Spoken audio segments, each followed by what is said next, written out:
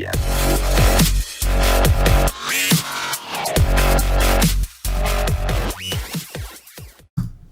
Welcome to the DFS podcast. I am your host, CK013.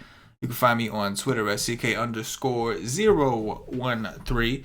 And I am joined once again by one of Y6's finest DFS analysts, Mr. Paulie D. You can find him on Twitter at Paulie with 8 Ds. Paulie D, the residential Wise Take OG. How was your Sunday, bro? It was good, man. Kept the streak going. I think this is 5 days in a row with, multi-$100 cashes. So I think it's a thing now. I think it's a heater. It's been a heater, man. Are you kidding? Like, we've had just a monstrous, last week. Yeah. But, overall, yes, the last 2 weeks have been good. I wrote it in my article, give you a little shout out. But me personally, it was on, off, never the commas, but the last 5 days I've had 400, 11, 1,500 or something like that, 400, and today I think was 750-ish, so yeah, that's fun. Oh man, it's just a phenomenal time right now. Just there's awesome things going, bro. The whole squad is hot. You're hot. I'm hot. Yeah. Cash is hot. Everybody. I think Stevie's been doing this thing. The block is hot. The whole nation. Literally. I'm not even. Yeah. I'm not gonna. I can't mention everyone. Actually, the hottest is Cam. That poor really kid, sad man. Story. That poor kid. For a boy genius, and he really is a boy genius, ladies and gentlemen. We don't have to say one of the smartest dudes you'll meet. He could be a real ass sometimes. You know what I'm saying? A real dumbass sometimes, man. So, you told me about a week ago that he had sent you a screenshot of a team doing phenomenal that would have taken down a lot, and he didn't have it in anything. He had in a friends league. A free contest. Yeah. So, I'm actually not even I don't feel bad for him because after that happens you probably should change up, and he didn't. Yeah. And on Friday the same thing, he would have came in second place in the donkey. Oh my god. Yeah. And he had it in 100 man, $2 100 man, and Cam, if you do that one more time. We do it one more time. We're flying to Chicago, right? And we're sticking some foots up some asses down there. That's what's happening, Cam. It'd be for your own good, but it would be for his own good. That's what'll have to happen, I guess. Yeah.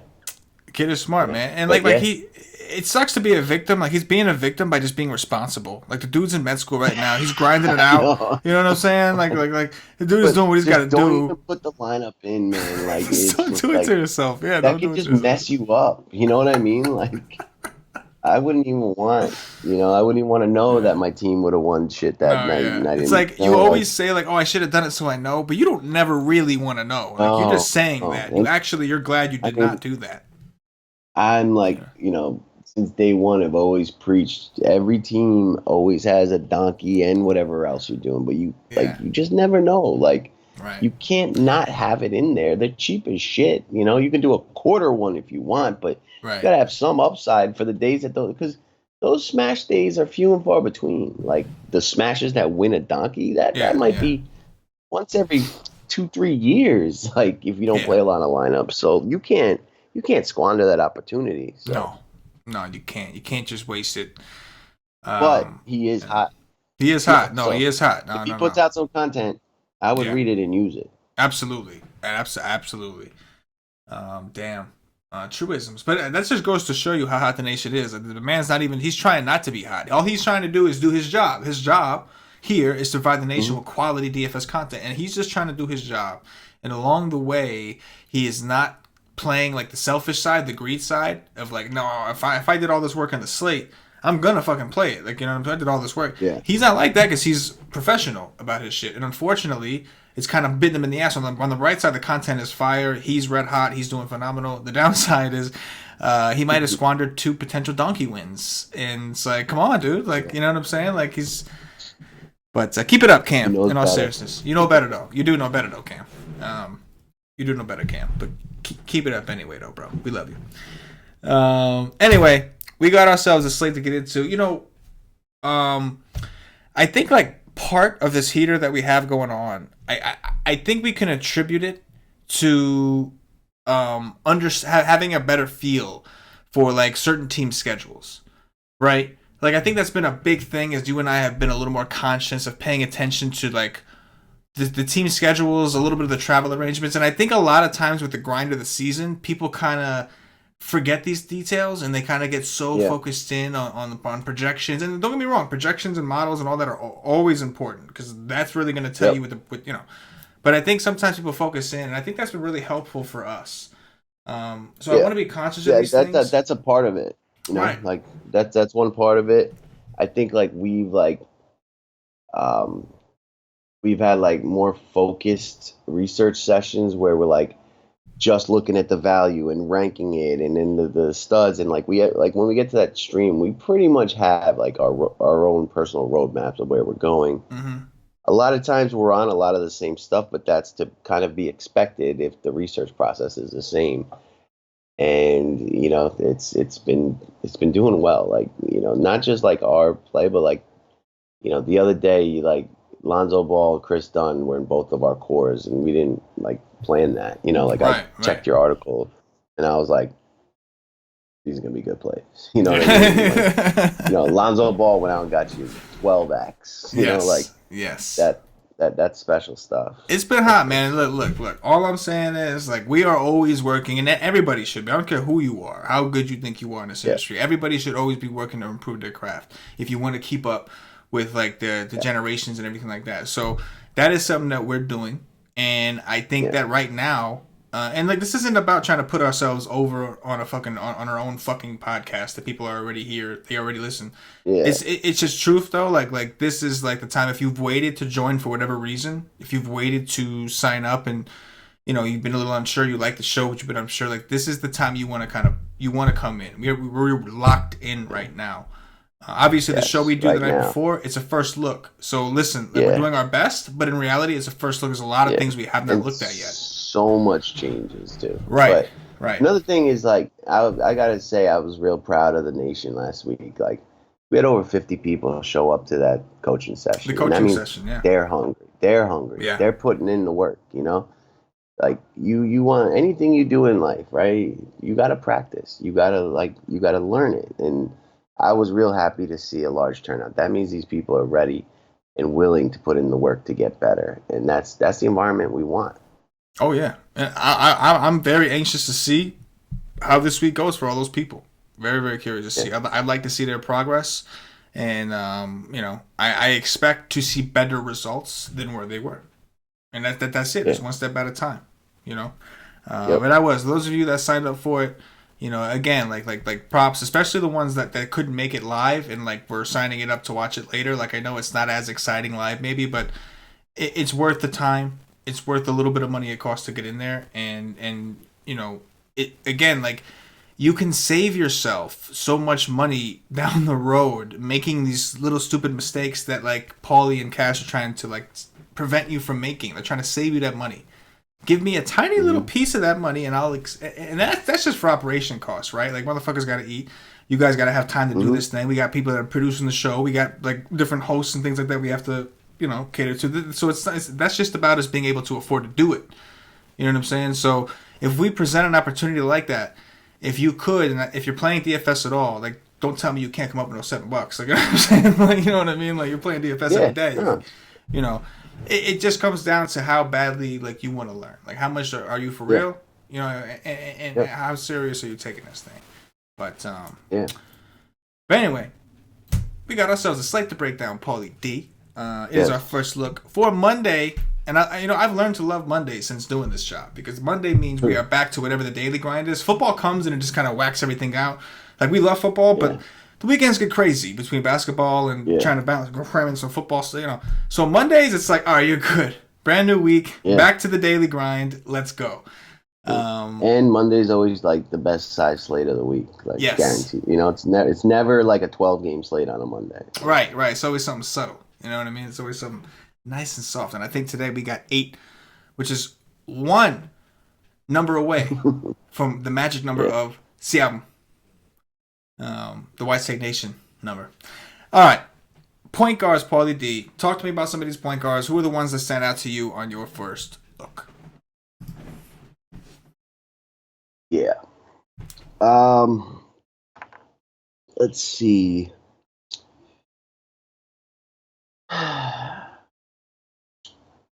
James Harden at home against Utah is maybe. He's just been balling lately. And these guys have seen each other a ton. He's had some good games, some not so good, but they're at home. And, 10-9 in a game I think should stay relatively close. I think he's very, very safe. I'll put it that way. Damian Lillard could be interesting against the Clippers at 8-8. Potentially Devin Booker against the Knicks. We got to see. So the Suns are going to be getting their new players tomorrow. They got Kelly Oubre, and who else did they get in that trade? Didn't they get one other guy? Austin Rivers, I think. Was it all? Yeah. So somebody. I don't know if it was Austin Rivers. It might have been though, because Austin Rivers didn't play. Yeah, I think you're right. I think it was Austin Rivers. Well, so, I think he got traded, but maybe it wasn't to the Suns. Yeah, no, Oubre and Austin Rivers to Phoenix. There you go. Yeah. Okay. So we got to see what their lineup looks like. Is Melton still going to start? Does Oubre start? Because now Ariza's gone. So want to see who's going to be getting, who's going to be guarded by who. Who can we kind of project to get the most minutes out of the Suns? But, Devin Booker's going to be playing, but it's what role? Is it the point guard role, or is it going to be off the ball from the two? After that, I do like this Milwaukee-Detroit game. I don't know if Bledsoe ends up being the guy that I play, but that game I have a lot of interest in, so... And Reggie Jackson's a terrible defender, so he's definitely in the conversation.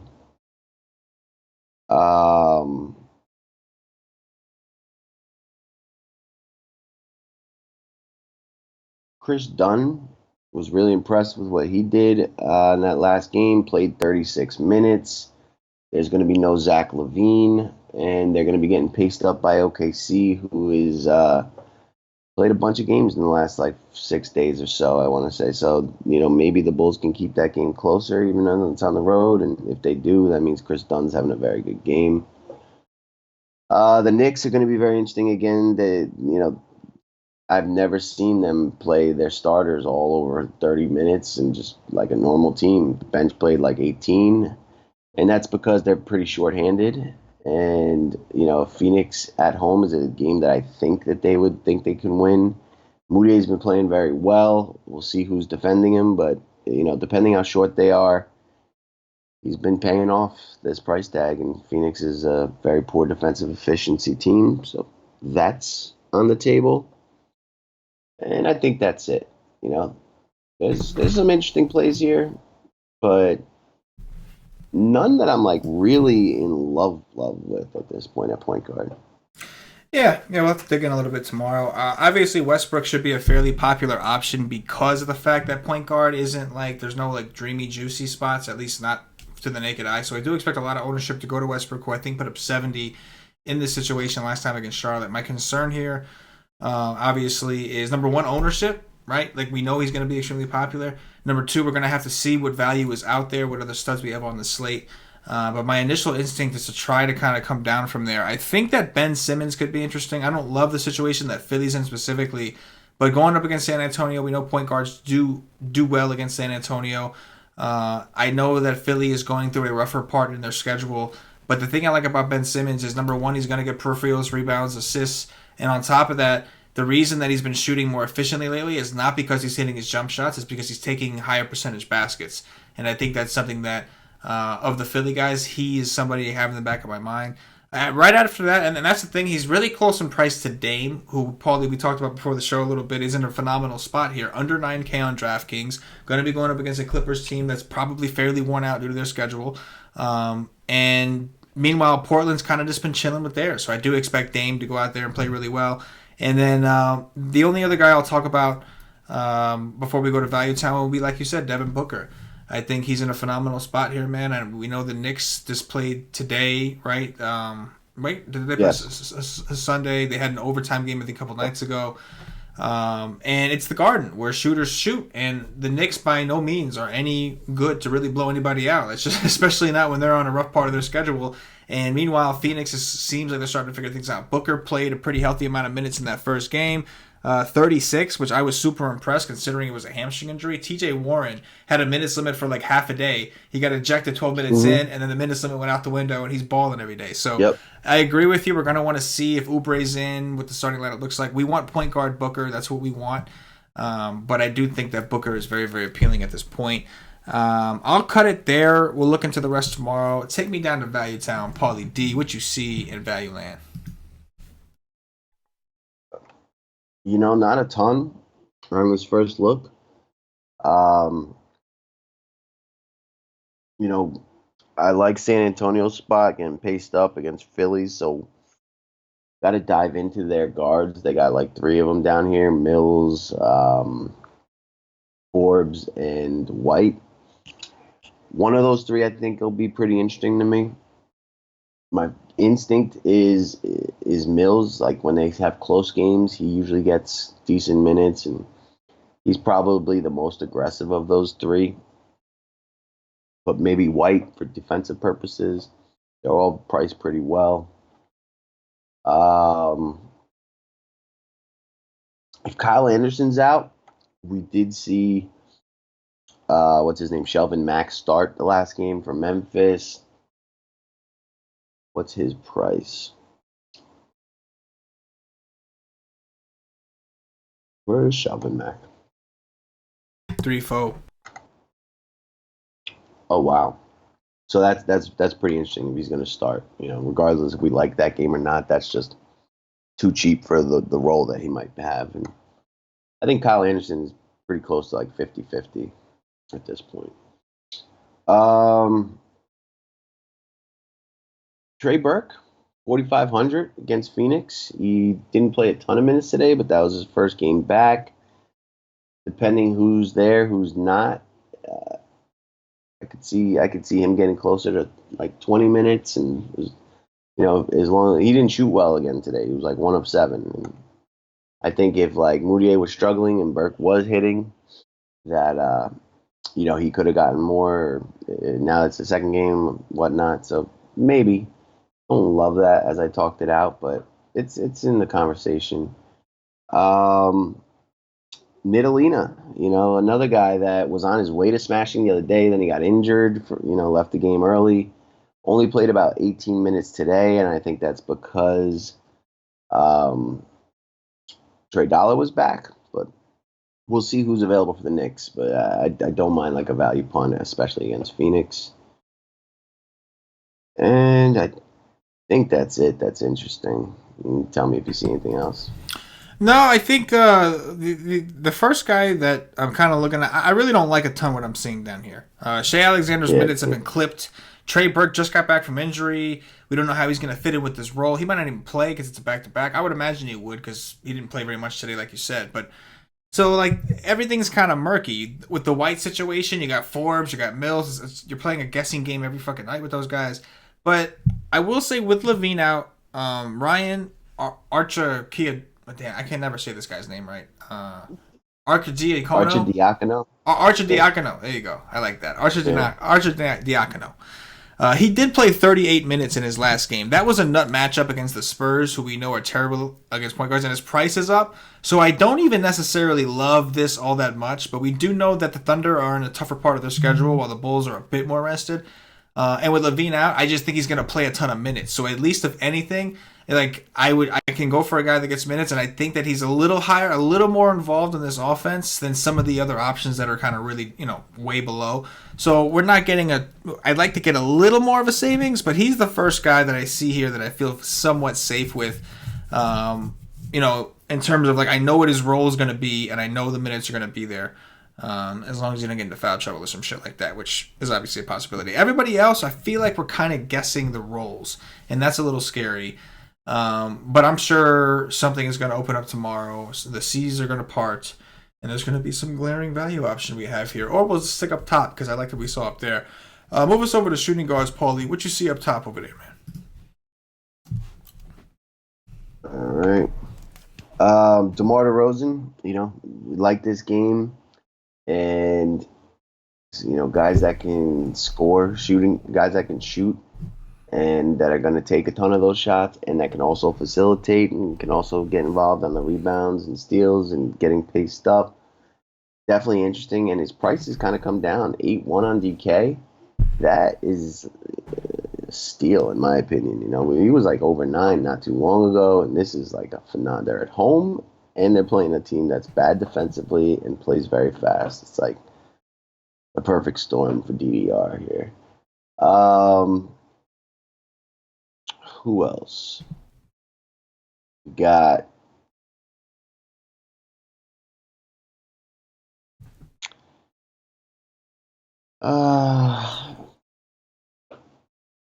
CJ McCollum. If you don't want to go all the way up for Dame, he's been really good of late, and it's one of those two, I think, that get there. And if you do project that game to kind of blow out, maybe you take the slightly cheaper option, so he doesn't have to do as much, and we don't have to worry about that last rotation.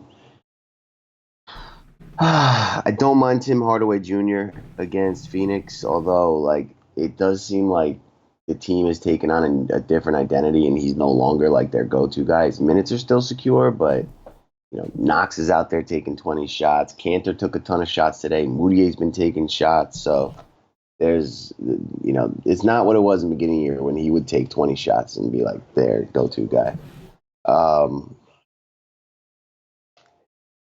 After that, Clay, it's like the same thing. If we think, since Memphis has gone through like a grueling schedule and Golden State's rested, that game doesn't stay that close, it's a lot easier to play him at 6'4", which is probably underpriced for him anyway, than like paying $10K or whatnot for Steph Curry or Kevin Durant.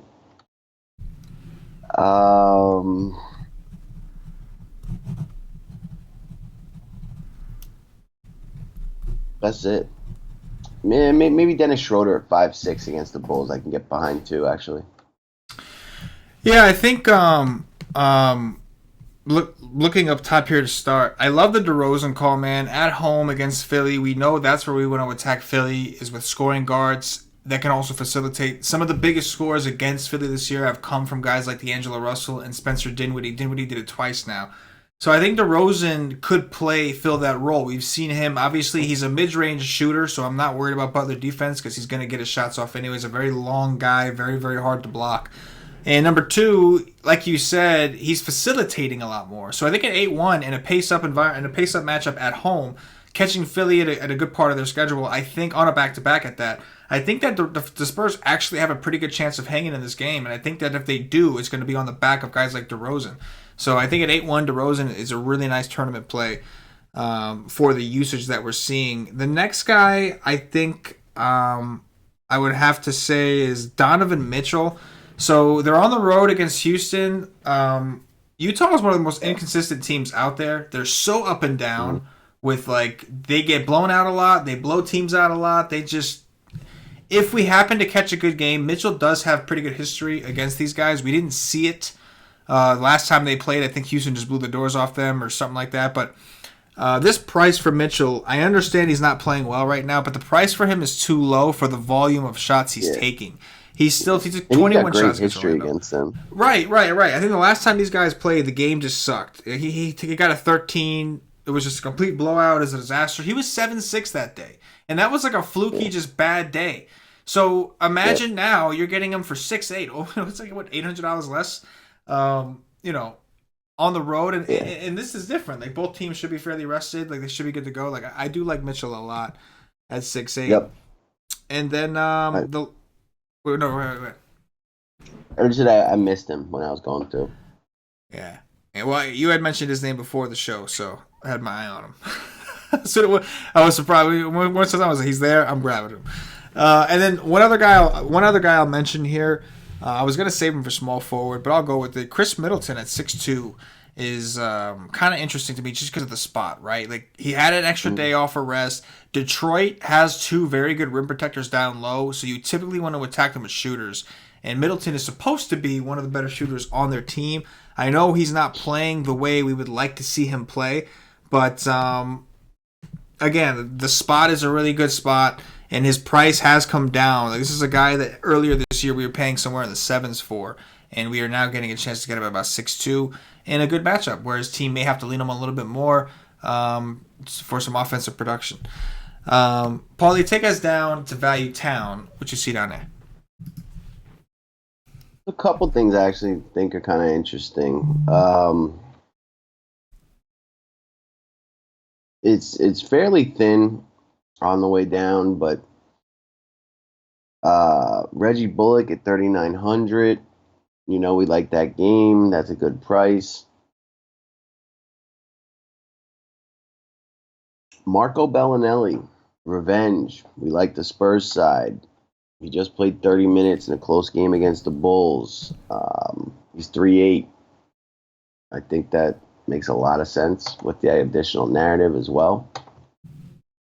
Nobody's going to play that guy. Nope.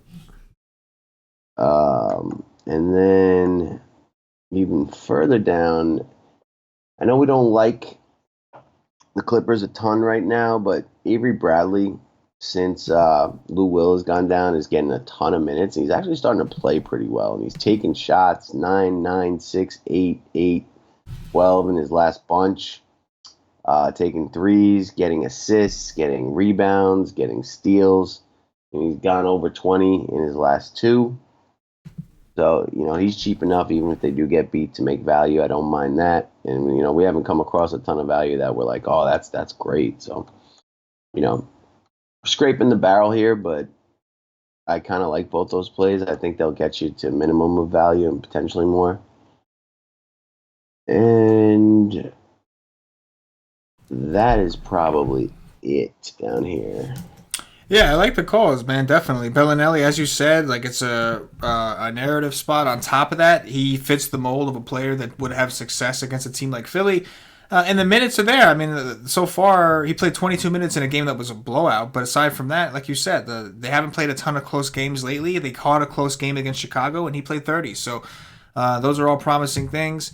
I like that at 3.8. And even for Avery Bradley, like I know they're in a tougher part of their schedule, but you could also argue that when a team is going through a tough schedule stretch like that the guys who are going to be the most tired are going to be the studs, the guys who shoot the ball a ton every single day.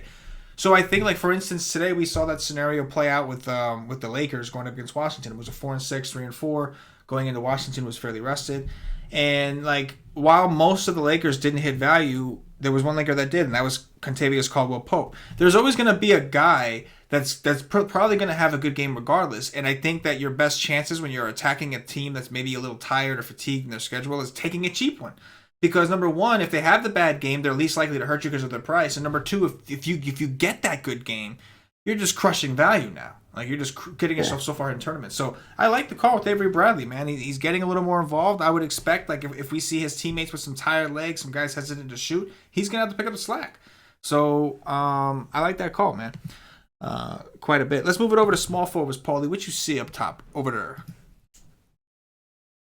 Yeah, so Giannis is, in a game that we like, but as I'm thinking about it, I kind of think I like the peripheral pieces. You mentioned that they have two big rim protectors. A lot of what gets Giannis to those monster scores is rebounding, and this is probably not going to be a phenomenal rebounding spot for him. So he's in the discussion, but my initial instinct is play Middleton's and Bledsoe's and Brogdon's instead of him.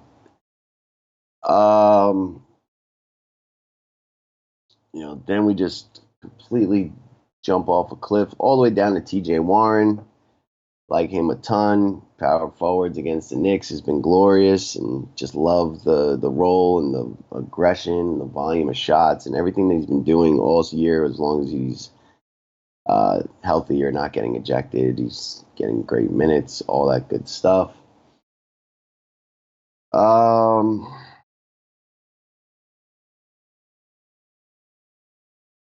Rudy Gay, definitely in the conversation. 6'1". We've seen him go above 40 a few times. This would seem like an ideal spot for that to happen again.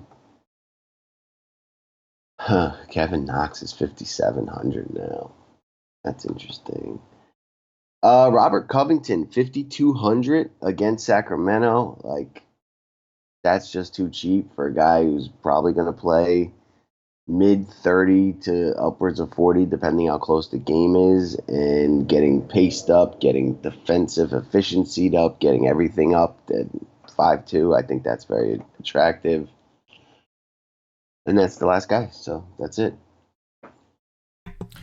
Yeah, man, I think obviously you make a great point with Giannis. I'm with you. I think I want to lean more towards the cheaper guys, the guys that like the Brogdons, the Middletons, the Bledsoes, in a game that ultimately I don't believe is a great rebounding spot, like you said, against the Twin Towers of Detroit. Giannis, we know, is not the best shooter in the world. He has improved his shooting game, but he's still not the best shooter in the world. We like him taking higher percentage shots, dunks, things like that. And while he's obviously going to be honest, he's going to be Big D. It's going to be a little more difficult than when he's playing a team like Cleveland, who has literally nobody there that can smash him. This is the opposite situation that he was in against Cleveland. Yeah. So I'm with you there, man. PG is 9.5. I think if you think the game could be competitive, I would lean towards him over Westbrook as of now. Although I don't think I end up going there. I do think that the next guy, I think Tobias could be interesting. So this is another schedule conflict. Like, scoring forwards have always done well against Portland. This is like a schedule conflict. So that's something we're going to have to come back to, because 7-2 is still a cheap price for Tobias. We just have to decide if we think he's going to be ready to go. And I think that's something we'll discuss tomorrow on the Y stream. But like you said, Warren is the next clear guy. Right? Like, we talked about the Knicks. We know they don't play defense. They've been terrible against small forwards and power forwards all year. It's been a nut situation for them. We expect Phoenix. Phoenix has an advantage in terms of schedule here. Warren is one of those guys that is playing monster minutes. Him and Booker both. I love the combo of Booker and Warren. I like separating them, like playing them together. I do like both these guys. And Warren at 6-7 will probably make at least one team. For that ass. The next guy, before I kick it back over to you for Value Town, Paulie, is Rudy Gay. I can throw in the conversation. We know that he should be playing power forward for the most part. Maybe he plays some 3, but he should also play some 4. He might be the one that draws Butler defense. Then that's the thing that makes it interesting, right? Like, one of these guys is getting a soft matchup because Butler can only guard one of them. So we're gonna have to see which way that goes. If Butler does draw, if DeRozan does draw Butler, I still like DeRozan. Because, like, again, his role is different. He's facilitating. We're not even just relying on him for just scoring. But if that happens, I will also like Rudy Gay. Because that means Rudy Gay is getting, like, Wilson Chandler or some shit like that. Or Mike Muscala. And so I think Rudy Gay is 6'1", another guy we can kind of throw into that conversation as well. We got some players to discuss tomorrow, Paulie D. Take us down to Value Town.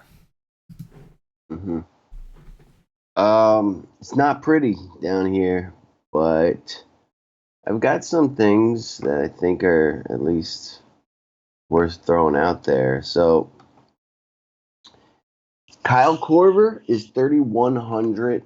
He's not playing a ton of minutes. This is a DK only thing.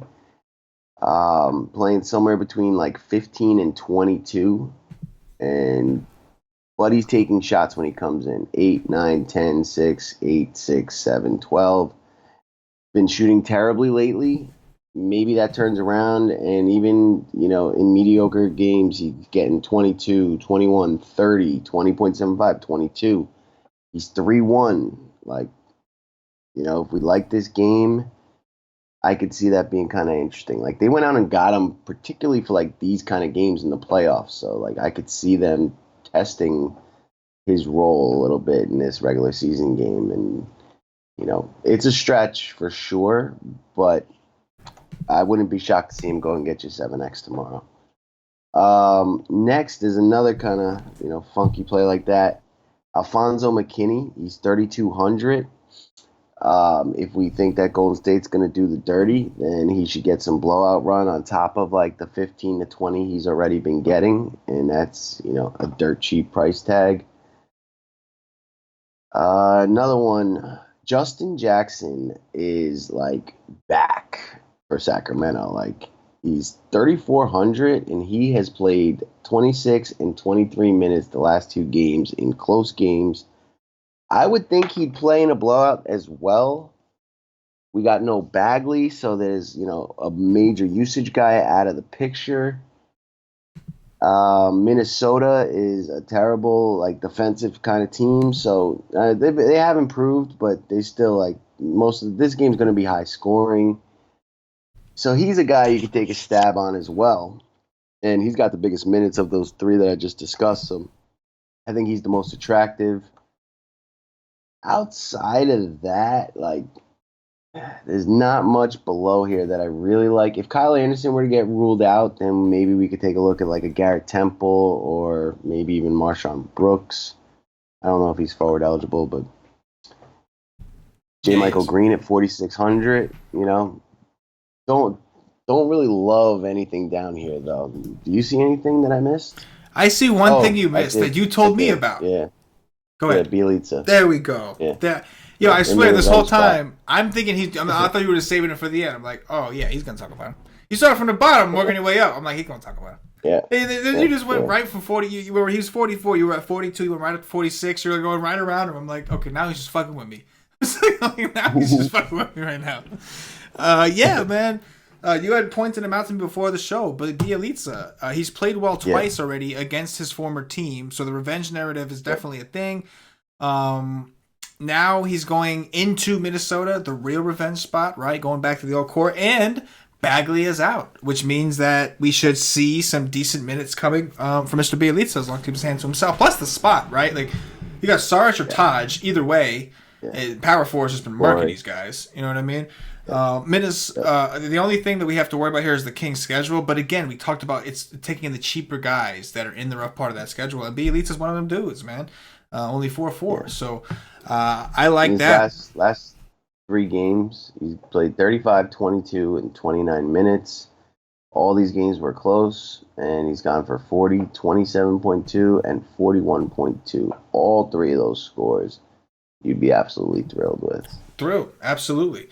Especially if we get that 10x bench. And then I like the call of Marshawn Brooks mainly because, obviously it's just the night before guesstimation, but Memphis is not in a good spot here against Golden State. On the road, tough part of their schedule. They're just not in a good situation. Golden State very rested. So if this game gets a little ugly, we could see Marshawn Brooks, who is a very high point per minute player, get some extra minutes if it comes into that garbage time because they're on that schedule. If Memphis falls behind early, I think they're going to throw in a towel quick. And if that happens, we're going to see a guy like Marshawn Brooks go out there and ball. So if we get desperate for value, again, that's more of if you donkeys and you got multiple lineups. Yeah. But if you wanted to take that stand in a deeper tournament, you could. But Bielitsa definitely right now seems like the the diamond in the rough, so to speak, in a position where the value's kind of up and down. But we'll see. Maybe something else opens tomorrow. Move us over to power forwards, Paulie. What you see up top over there, bro? All right. Wait 1 sec. There we go. Blake Griffin. I like this game. Detroit's getting paced up. I like Blake Griffin a lot. 9K. I could do Drummond as well, but I don't know. I think this is going to be the Blake spot. He went for 46.2 against Milwaukee about a week ago. A little more than that, almost 2 weeks ago now. I think Drummond played that game. I'll definitely look into that. But Blake seems to be the more aggressive out of him and Drummond. He's creating his own shot. He's taking threes. Drummond is mostly a rebound and tip in and block shot guy. So if they're going to be getting paced up, more possessions, there's just more for him to do out there. Potential double-double, likely double-double. Like this spot for Blake Griffin. LMA is definitely in the conversation. Power forwards have been doing the dirty to Philly all season. I know he's playing some 5 as well, but he's going to get rebounds. He's going to do some scoring. They're getting paced up. Coming off a good game. He's my least favorite of the three Spurs, the big three Spurs, but he's also in the discussion.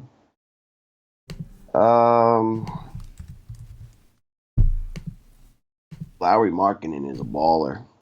6,500 without Zach LaVine. I can do that. Definitely do that.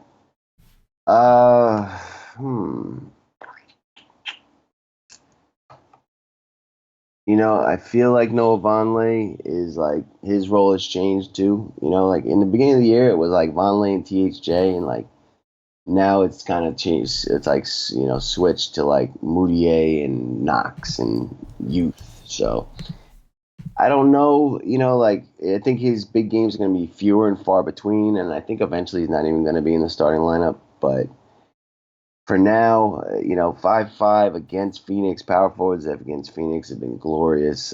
I think you could take a shot there too. He'll be much lower owned than Kevin Knox as well. And lastly, I will say Bobby Portis at 5K. Like, if we get the blowout Bobby Portis run, that's like some of the best stuff in DFS you can ever get. But 22, 19 minutes, the first two, huge usage when he is out there. Has not shot tremendous. He could put up a 40 and go 8x here. And if the game's close, it's probably because he's doing well. I love Bobby Portis' game, and Wendell Carter should get into foul trouble against Steve Adams. There's just a lot of paths to him getting minutes, so I could get behind him. Yeah, especially he also is a jawbreaker, so gotta love those guys. He's about it. He'll pop motherfucker in his mouth. Yeah. Miro Titch. Yep. He'll knock your ass to New Orleans. That's what he'll do. Yep. He'll smack his mama in the mouth. First guy at the top that stands out to me will be Blake as well. 9K. Probably a situation where Drummond may get lured out a little bit. I know he's going to have Giannis on him, but Blake is obviously a big, strong motherfucker. And Blake can also shoot fairly decent. So I think that if we use Lopez to kind of draw Drummond out a little bit, we could see Blake go down there and eat.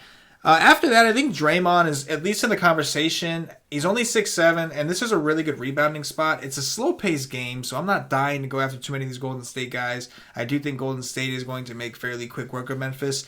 But because he's cheap, and we know he's not going to be this cheap forever, if you had if I had as of right now, if I had a fifth team, I think Draymond may make that fifth squad if I had fit in some of my other guys. But realistically, him more than Clay of the cheap Warriors?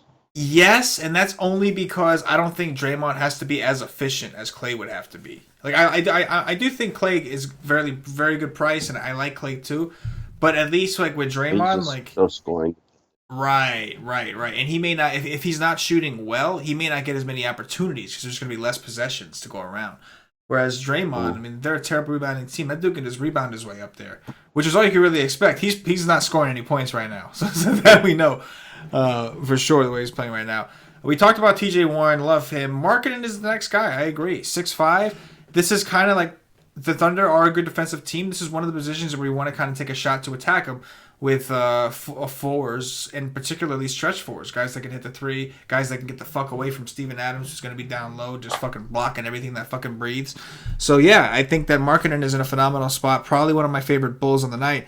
I love the Noah Vonleh call. I'm a little worried about playing bigs in this situation, but right now with Mitchell Robinson out, he is still out, correct, Mitchell Robinson?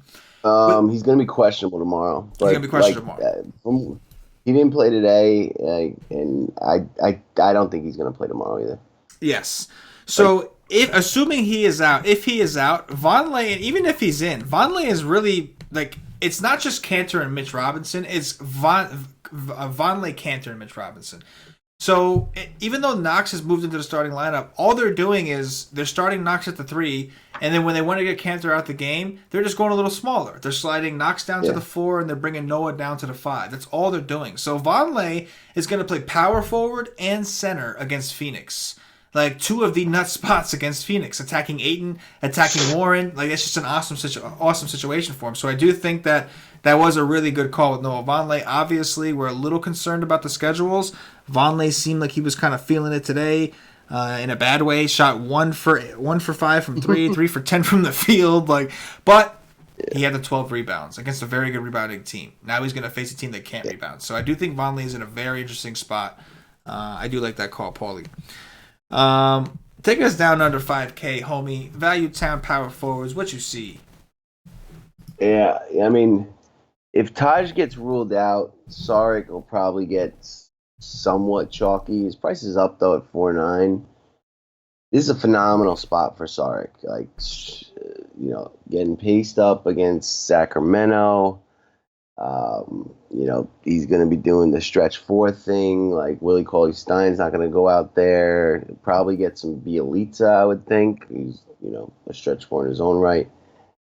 And just like everyone against Sacramento that's cheap is just in a glorious spot. If Taj is in, I still think we could look at him. Like, don't you think it's only a matter of time before Saric starts and Taj comes off the bench? I mean, even with Taj playing, obviously Saric only got 4 extra minutes in the game without Taj. So Saric was already starting to win that minutes battle. Mm-hmm. Yeah. So, maybe it doesn't even matter. Taj isn't there. It's just so much more secure. But it might be a good enough play even with Taj there. And if Taj is there, he'll be like 1%. So that's kind of interesting. Yep. Jeremy Grant against the Bulls. We said we like Markkanen going against him. Like, Jeremy Grant's 4,500 against a Bulls team that plays no defense. I think he's been playing pretty decent lately, too. At least the last 2. Yeah, he went for 34 last game against the Clippers. Don't mind that.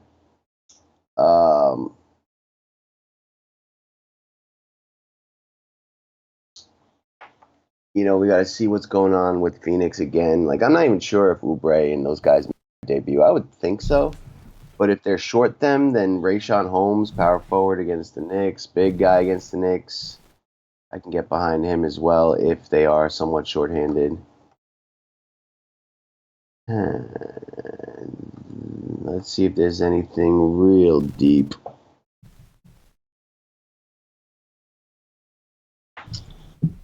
What do you think about Muscala at 3,500 against the Spurs? Does that interest you at all?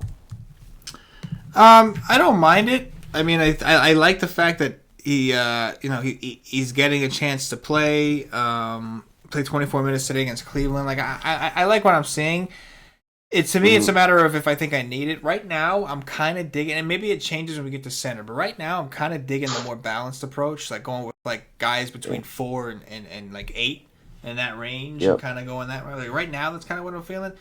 But if we, for any reason, if there was a stud who was like a must play now, like, oh shit, something happened, PG's out, Westbrook is a must play, then I think I could come to a guy like Muscala. He starts looking a lot better to me, for sure. Yep. Harry Giles at min price should be a phenomenal play, but they refuse to play him. Like, I just don't get it. So, don't play him. But if he got 20 minutes, he'd go for 35 and, break the slate. But I punted him on FanDuel. Like, that's pretty much where I'm playing that guy in these situations. And he didn't play at all, got a 0, and it's fine on FanDuel. That was my punt, but it's like if they would just play him, he could have like won me the donkey, giving me that 40. You know what I mean? It's just like, well, I don't get it. He's like, they want him to be like their future, and they're just, it's bizarre. Anyway, that's really it though. There's not a ton. This is like a narrow slate for 8 games, in my opinion. Yeah. Again, man. Like,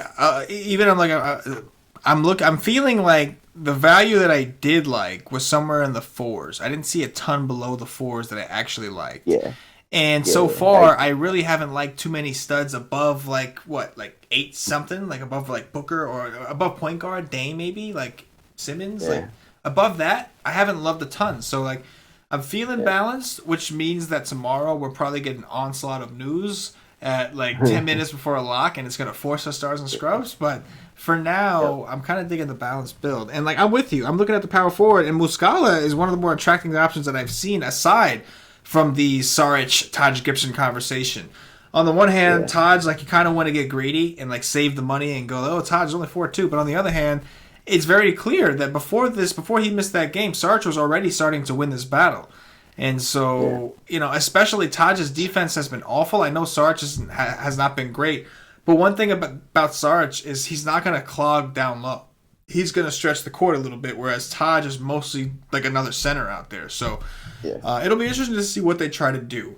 But one of those guys does stand to be in a very good situation. Outside of that, everybody else is signed, like we said, as shooting guard and point guard. Like the value down there, it's kind of like a guess. Like you're taking low usage players, or you're taking guys that you're taking a chance on minutes, and you don't even know if they're going to play. So I think the balanced approach is how I'm feeling on the first look. Move us over to centers, Paulie. What you see over at center? Yeah, so this is a good spot for Embiid, but he's on a back-to-back. I don't know how he didn't crush against Cleveland today. Somehow he only got 8 rebounds against Ante Zizic and company, and he got 30 minutes and just they blew out the Cavs, and he just didn't do much. I don't know. And I do want to dive into how he does on back-to-backs and stuff like that, on the road, home, and see if there's any patterns that stick out before, going all the way up to him. This is a very good spot for Cat. Just don't like the price tag of $10K. Realistically, how often does Cat go for 65 or more? He's done it twice in his last 15 games. I guess there is some upside in it, but I don't know. I just don't think I'd go there. Drummond is 9-3. I think this is a good spot for him. I do prefer Blake, and that's rare because I don't like Blake Griffin very much. And, Drummond's closer to the rim, and Milwaukee's not a good rebounding team, but something's just telling me that this is the spot for Blake.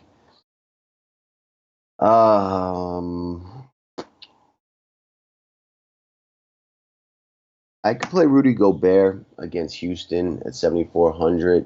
That game's kind of growing on me as one that I think has a very good chance of being close. And although I don't think there'll be a ton of goodness, and it's probably going to be a pace negative spot, I think certain guys, especially Gobert, who can be very, very efficient, and at 7-4 could be interesting.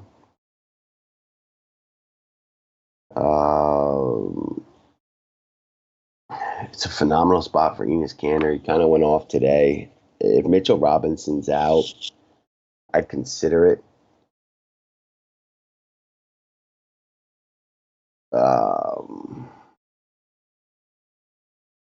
think that's it. Oh, all the way down. Hold up. Let me keep going. Not too pretty. Maybe Jakob Poeltl plays a little bit more to bang with those bigs of Philly. I do believe his minutes have kind of crept back down since Bertanzas has come back, but not terribly. Played 16 against the Bulls, the game they didn't really need him for. He had he was on a nice little stretch there while Bertans was out. There's a chance he plays a little bit more minutes here, and I don't mind that. It's stretching though. It's not anything I'm hoping to play or want to play. If Mitchell Robinson does play, I kind of like him against Phoenix. This is a FanDuel punt play for sure. Nerlens Noel against the Bulls. If we think that game gets out of hand, he could easily smash in 15, 20 minutes and maybe gets a little additional blowout run. That's it though, man. It's kind of ugly. Yeah, I like what you said about Embiid. This is a smash spot on paper, and I wouldn't talk anyone off of Embiid, but I will make a case, I think, for myself to go against Embiid, and that's going to be exactly it. I've tried the Towns pivot off of Embiid last time, and it didn't work, but I do think this is a much better situation for it. Philly is in a rougher part of their schedule. They just traveled, going into San Antonio. Meanwhile, the Kings are in the opposite situation, so the Kings are going to pace up Minnesota. They're also going to probably put them in a points plus situation. Everybody against the Kings always gets put in a positive points projection situation. And I agree with you with Cat. I don't love the 10K price tag, but I do think that in this situation, I take a chance and I kind of do want to play Cat over Embiid. And again, it's not saying that I love necessarily. Like Cat's gonna be a core play, but I kind of like the ownership. Number one, that we're gonna probably see the difference between Cat and Embiid, and number two. I mean, like you said, I mean, we want to look in to see how he's in a back-to-back. So this is not just a back-to-back. This is a 4 and 6. It's a back-to-back, a 3 and 4, 4 and 6 for the Philadelphia 76ers. And so I know the just spot is juicy, but like you said, he should have smashed today against Cleveland. And the fact that he didn't is a little concerning. I know the game blew out, but he played enough minutes to where he should have done a little better than what he actually put out there. So just something to monitor. So, I do think I want to take a look at Cat. I think that Nurkic, I don't love the 7.5 price tag, but I do like the spot he's in. Centers have been going off against the Clippers still. Have to see if they start Boban or not. But either way, we know Boban's not going to play more than like 13 minutes. So Nurk is going to have his opportunity against Gortat, against Montrezl, and maybe even Gallo. I doubt they do that, but if they try to do that, either way, Nurk stands to be in a good situation here. I think I'll say this: they played him twice this year. And Nurkic has only gotten 23 and 15 minutes. It's like interesting. Yeah. You know, the other day, like Cash said that, like, you know, when teams like make the Blazers go small, like the coach is like, great, you know, just take Nurkic off. And, like this is like one of those spots. He's like super excited to do it. He goes, yeah, let's fucking go. Like, I guess he just always likes smaller players and like. He's playing Nurkic because he knows he has to win. But any excuse he gets to like go small, he's like, "Let's do it, baby, Golden State style. Let's go."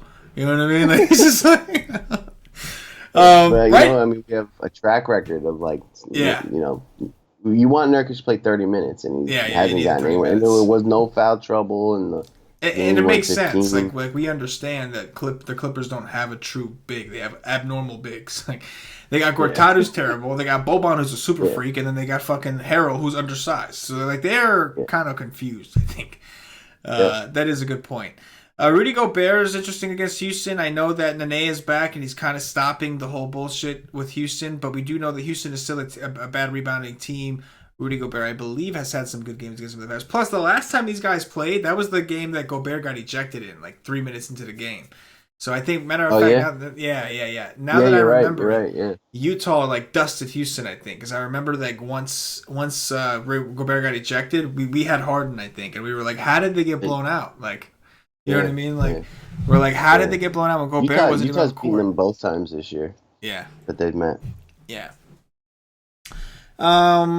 Last guy I'll mention here, Enes Kanter. I'm a little skeptical playing Kanter in the situation the Knicks are in, but he did play 30-something minutes in the last game. What was it, tonight? I think he played 36 minutes. If Robinson is out, it does seem like Kanter's going to get at least 30, and centers against the Knicks, the same reason we kind of like Vonleh. Centers against Phoenix, the same reason we like Vonleh. It's just a phenomenal spot. So, I'll kind of cut it there, and that is going to do it for the position-by-position breakdown. At this point, I'm going to remind everybody, if you haven't checked us out at whiteslate.com, if you listen to this show and you still haven't checked us out, I don't know what you are smoking, but hook it up with hook it up, please.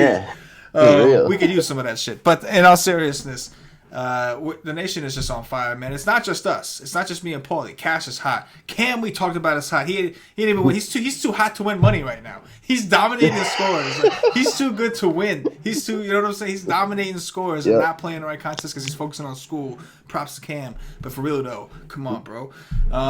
Everybody, man, everybody. All of our guys are contributing. They're all learning. They're all helping each other out. Even our members. We got a lot of members who are red hot right now.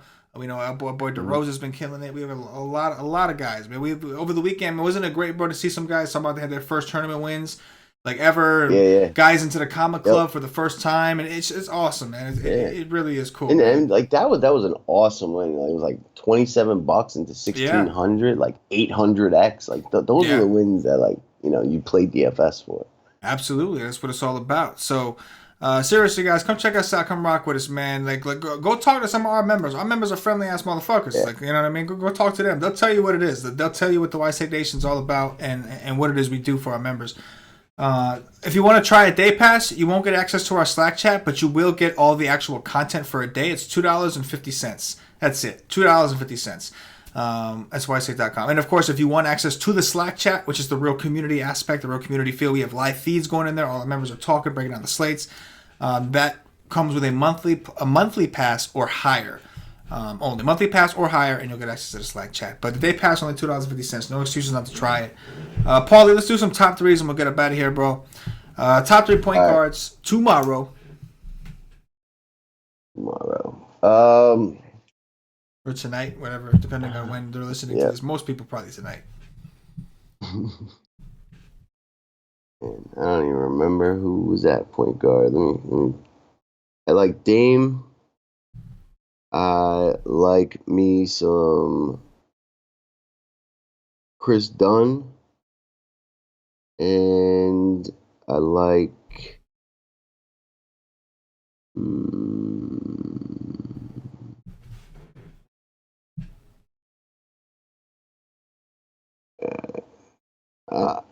I'll say Harden. He's the one spend up that I do like,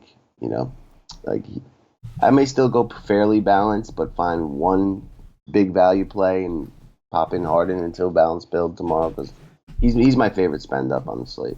There's some pop lock and drop it with James Harden. I feel you. Yeah. I feel you. Pop lock. Exactly. Pop lock. I get it. I'm going to go with Dame Dalla. I'll go with Ben Simmons, and I'll go with Ryan Arcidiacono. Nice. Ah, you got it? All right. There we go. See? Well, we're moving. Shooting guards, Paulie. DeRozan. Schroeder. And Marco Bellinelli. Bellinelli from Philly. I'm going to go with Devin Booker, DeMar DeRozan, Donovan Mitchell, small forwards, Paulie D. TJ Warren. Rudy Gay. And Robert Covington. Bob Cove. Love it. I'm going to go with TJ Warren as well, Chris Middleton, and Mr. Bielitsa from Sacramento. Power forwards, Paulie. Blake Griffin, Noah Vonleh, and Lauri San Markkanen. Markkanen cock. I'm going to go with Larry Markkanen as well. Rudy Gay and Noah Vonleh. Centers, Paulie D.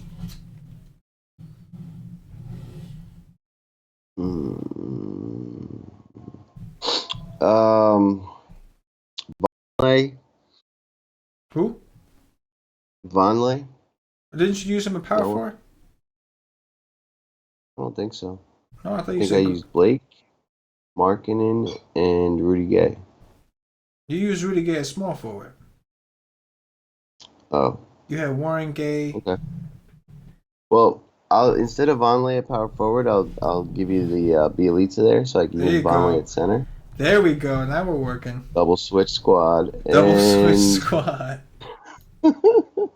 I'm gonna do Nerlens Noel. I don't think that game's gonna stay close, and my man's been doing some damage in short stints here. So the Bulls that's where it could all happen. I sees it. Who was your third? Vonleh, Noel, and I know I said someone. Fuck, I said somebody, didn't I? Gobert. Gobert. There you go. Gobert. I'm gonna go with Karl Anthony Towns. I'm gonna go with Enes Kanter, and I will go with Gobert as well. And that is gonna do it for the Wise Take DFS podcast. If you're watching on YouTube, please click that thumbs up, that like button. Subscribe to the channel. Make sure you hit the notifications bell. This way you are notified whenever we go live on the channel. If you're watching us on Twitch or Twitter, give us a follow, give us a retweet. If you're watching us on Facebook, give us a like and a share to support the Wise Take Nation. If you're listening to us on Podbean or iTunes, give us some 5-star reviews. All these things really help us out, really go a long way. Come rock with the nation, guys. We appreciate y'all that are watching the show. Don't forget, we also have some merchandise up on the site. Just go to thewisetech.com website. If you look in the menu, you will see a section that says swag. That might change soon, but for now it says swag, and you will find we got t-shirts, we got hoodies, we got black shirts, white shirts, we got a couple of different things going on. So go copy some gear, rep the nation the right way, right? Rep them. Shit looks fresh. I got some new shit coming in for myself, and I'm gloriously excited about it. Paulie, anything to close before we get up out of here? Nope. Just keep the dream alive, keep the streak alive, stay hot, nation. Let's do this. Time to stay hot, nation. That's what we do. Another big fucking week in the books. Let's go. For Paulie D, for myself, the entire Wise Tech Nation, as always, good luck. Yeah.